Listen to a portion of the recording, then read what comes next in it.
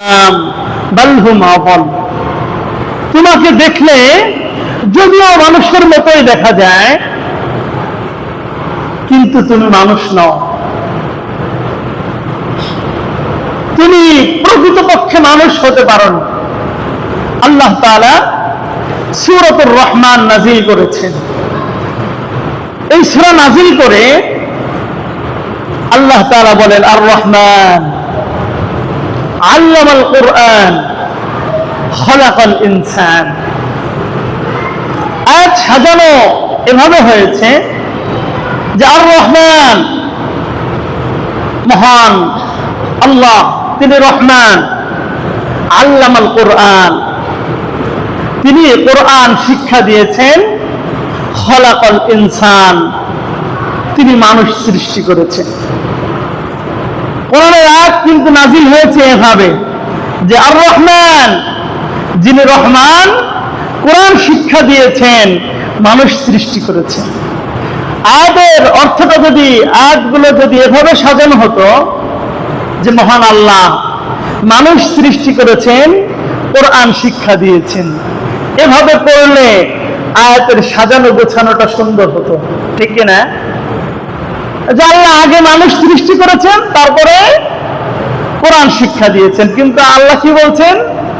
আল্লাহ কোরআন শিক্ষা দিয়েছেন, মানুষ সৃষ্টি করেছেন। আয়াতটা এভাবে সাজানো।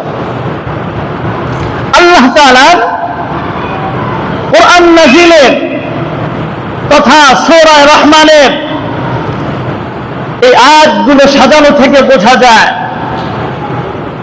মানুষের পেট থেকে জন্ম নিলেই আদর্শগত আর সুন্দর মানুষ হওয়া যায় না।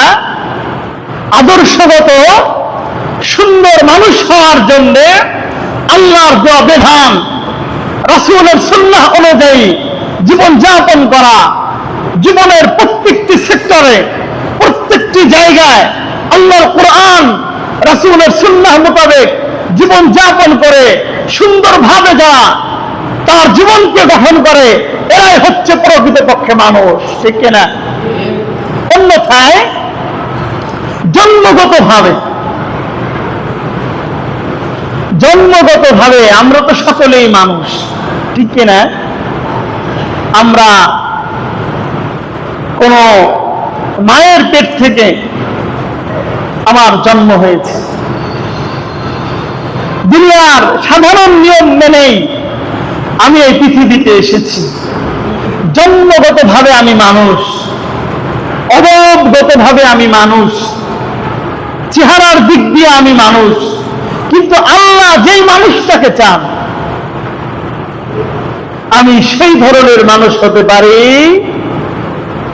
এই জন্যই তো আমাদের ছেলে মেয়েদেরকে আমরা যখন স্কুলে ভর্তি করি, আমাদের বাচ্চা কাচ্চাকে যখন আমরা মাদ্রাসায় ভর্তি করি, তখন